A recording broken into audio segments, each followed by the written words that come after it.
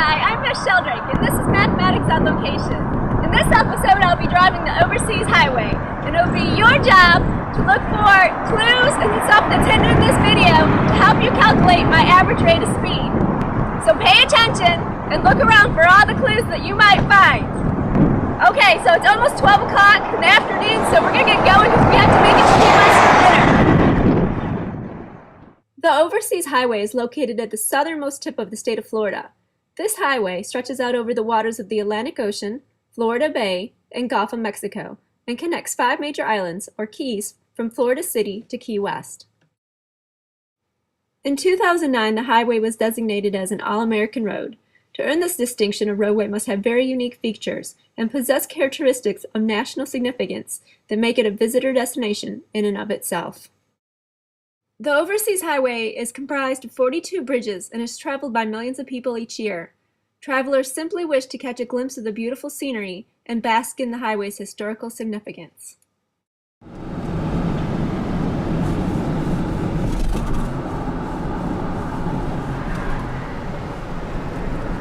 We decided to stop here for 45 minutes to enjoy Bahia Honda Beach, voted one of the most beautiful in our country. And one of the interesting features is right over here.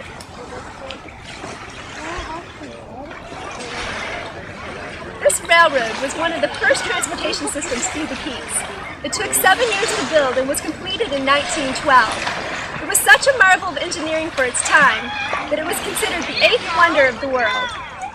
Henry Flagler, part owner of Standard Oil, invested $50 million on building the railroad from Miami to Key West.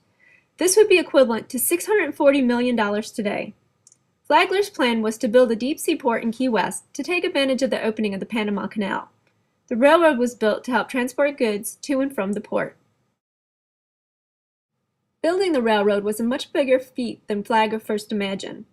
He had to employ up to 4,000 men at one time, and because of the remote location of the Keys, he also had to house and feed them. Each man made $1.50 for 10 hours of work. Conditions were harsh in the Keys due to isolation, heat, alligators, rattlesnakes, and hurricanes. But the reason most men gave for quitting this job was the amount of mosquitoes and sandflies. The aging Flagler just hoped to see the completion of the railroad to Key West before he died. Yeah, this is the railroad. This is the longest bridge in the Keys. It's called the 7-mile-long bridge. It's actually 6.79 miles. Just before work was begun on the bridge, Flagler's chief construction engineer, Joseph Meredith, became extremely ill and had to be hospitalized. No one knew he was keeping a secret that he was diabetic. This was in 1909, 13 years before insulin was invented. They say the long work days and hot weather made Meredith's illness even worse. He went into diabetic coma while in the hospital and died shortly thereafter. William Crum, Meredith's assistant engineer, took over the building of the 7-mile bridge and the rest of the project. Each April, the bridge is closed for 2.5 hours for a fun run, and up to 1,500 runners participate.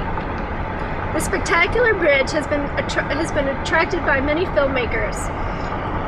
The films include True Lies, Too Fast, Too Furious, the James Bond film License to Kill, Criss Cross, and Up Close and Personal.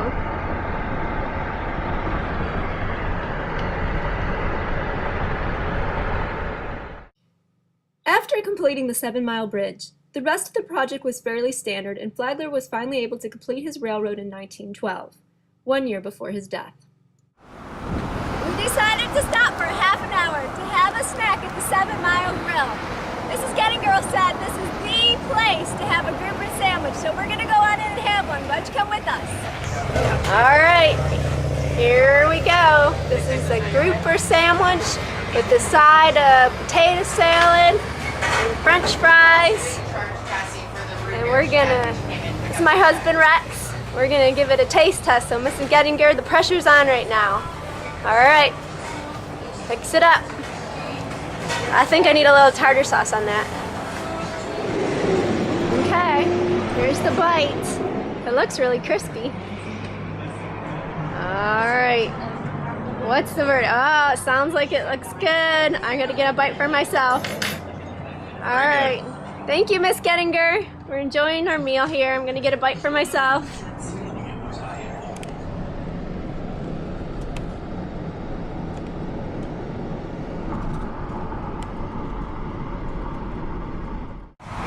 decided to stop here for 20 minutes to visit this memorial that pays tribute to the hundreds of veterans who died in the 1935 hurricane.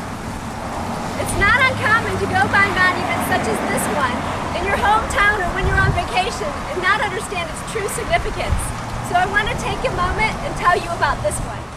You see, 6 years after the completion of Flagler's Railroad, World War I ended. In wars past, it was common to pay soldiers a wartime military bonus for their service. When World War I veterans received only a $60 bonus, it became a political matter, and in 1924, Congress legislated compensation for veterans. Some 3,662,374 military service certificates were issued that would be payable with interest to the veteran in the year 1945. When the Depression hit in the 1930s, many war veterans were out of work, so some congressmen tried to push a bill through that would allow immediate payment of the certificates. Many thousands of veterans marched on Washington, D.C., demanding their bonus pay.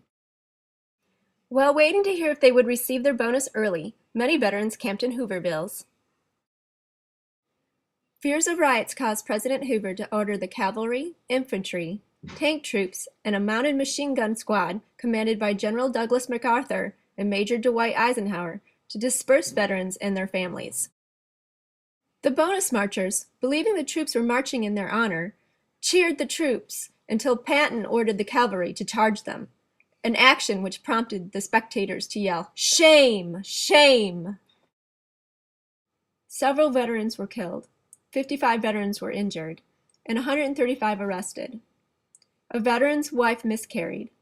When 12-week-old Bernard Myers died in the hospital after being caught in a tear gas attack, a government investigation reported that he died of unrelated causes, while a hospital spokesman said the tear gas didn't do any good. The sight of armed U.S. soldiers attacking poor American veterans of the recent Great War later prompted formal veteran relief funds and eventually established the Veterans Administration.